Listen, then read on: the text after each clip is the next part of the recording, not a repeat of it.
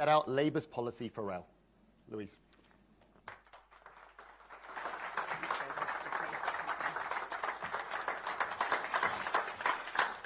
Thank you very much, Jodie, for your introduction and for hosting us today here at Trainline. The last few years have certainly been interesting ones for transport in this country, from HS2 chaos to our Transport Secretary parroting bizarre 15-minute conspiracy theories at last year's Tory party conference. You could call the government's transport agenda many things, and I have called it many things, but one thing it is not is boring. And we are all here today because we are passionate about transport and the people it serves. And all too often people are lost when we discuss transport policy. But there is a reason that Trainline is the UK and Europe's #1 most downloaded rail travel app. Because you make it easier for millions of passengers to buy tickets, to use the railway, and to find the best value fares.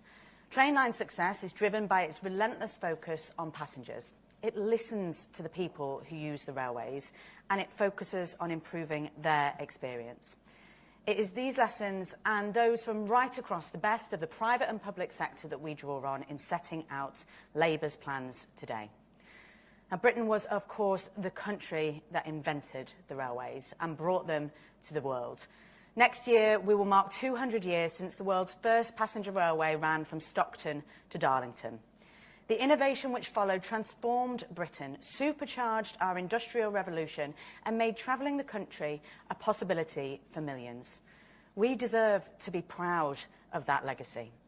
But under the Conservatives, our railways have become a symbol of national decline, of a country that no longer works, and a government with no plan to fix it. Cancellations are at record highs. Fares have risen almost twice as fast as wages since 2010, and strikes are costing us £25 million a day.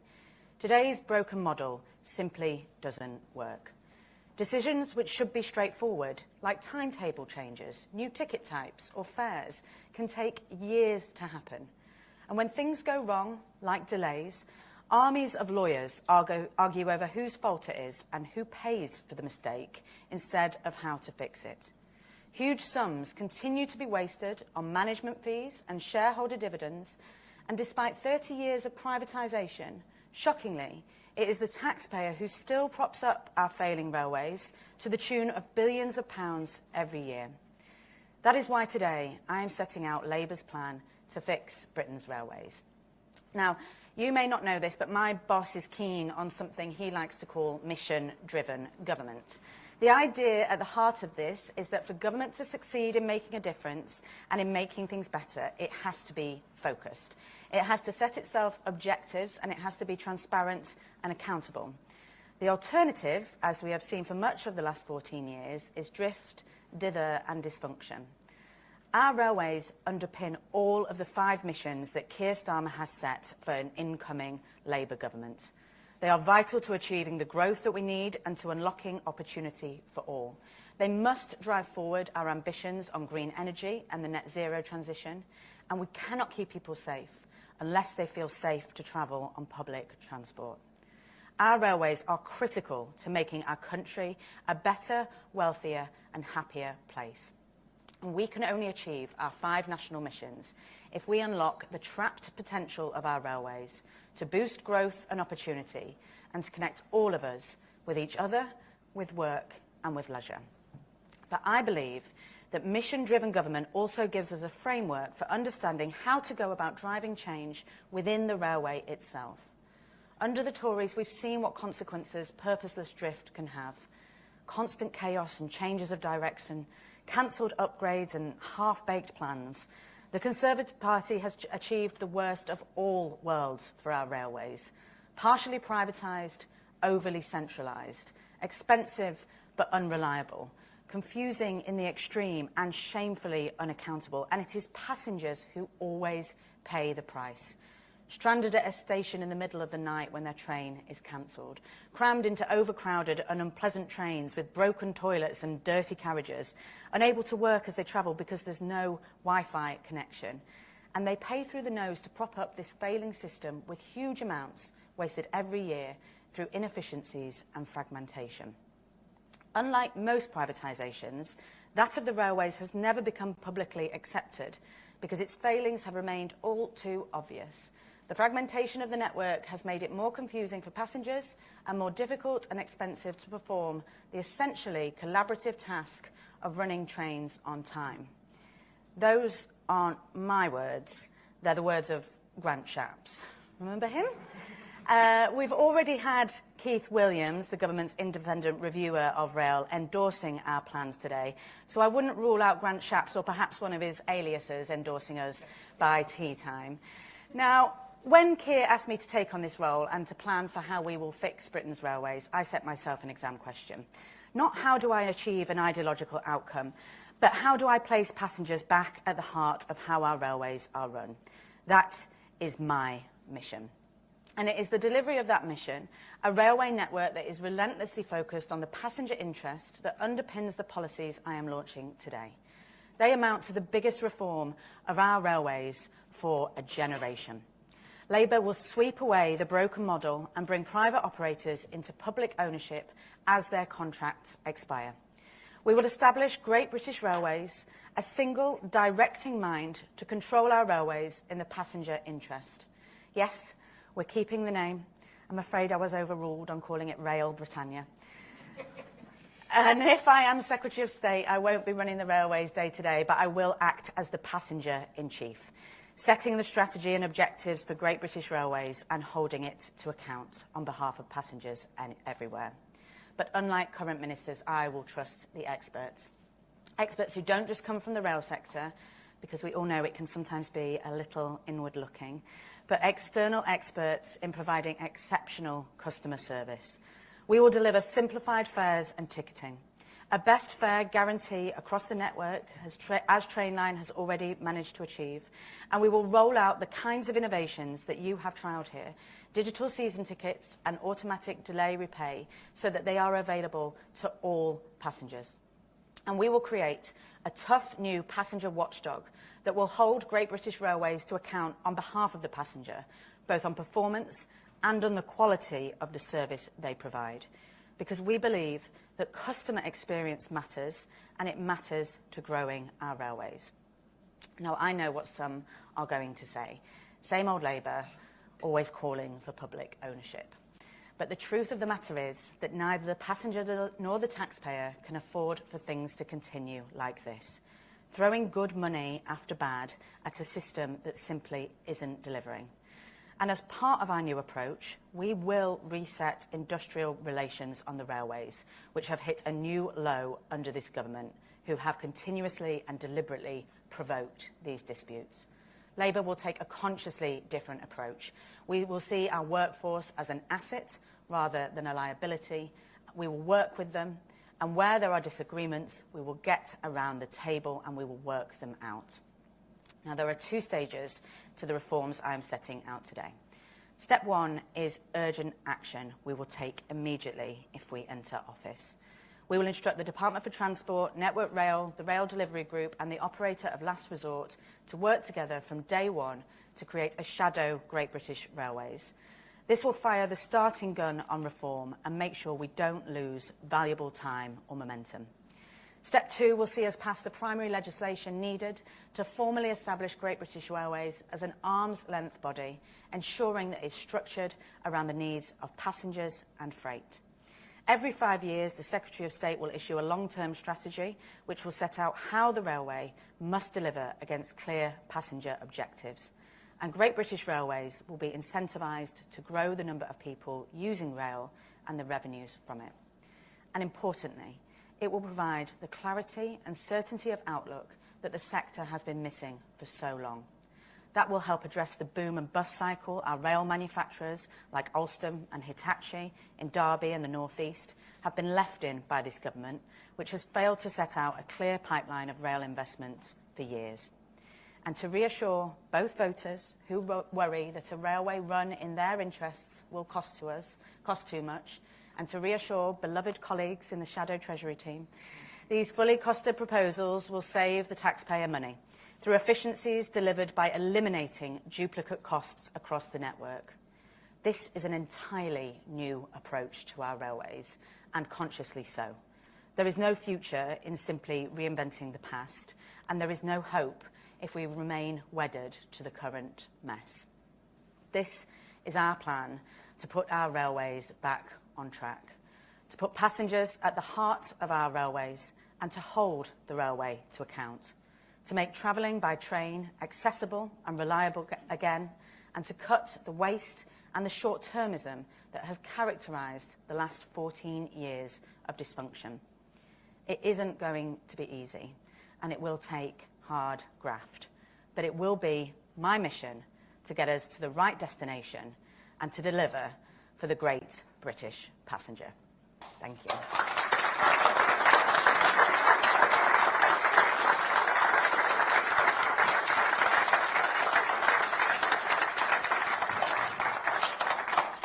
Thank you very much, everyone. I believe we've got some questions from the press. I have got a hard deadline, and my team are going to signal when I need to go, because I do need to catch a train. But we'll start with Sam Coates from Sky. How are you going to make sure that you don't end up falling into the same old trap as British Railways, where effectively, to get train upgrades, you are competing for cash with schools and hospitals, and given money's going to be very tight, aren't the trains going to actually be a lower priority? Thanks. Well, obviously, we are in a very constrained public spending environment. There is no doubt about that.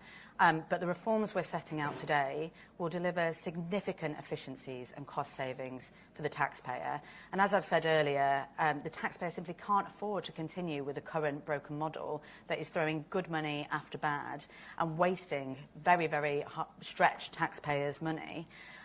Now, we're not changing the way that trains are financed. We're not bringing the trains themselves into public ownership. Our model will continue to lease from the private sector.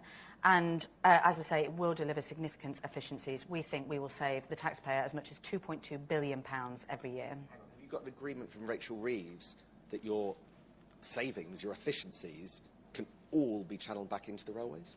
So we would hope that we would reinvest some of those savings. We've not got an agreement that all of it would be. But the taxpayer, what we've got to remember, already subsidises the railways by over £4 billion a year. That level of subsidy has not changed since pre-COVID in the previous system. The taxpayer is already footing the bill for the railways in a very broken and inefficient model. Passengers are paying the price, and the taxpayers are getting very poor value for money. These reforms will allow us to demonstrate that we can get better bang for our buck and deliver a better service for passengers as well. Thanks.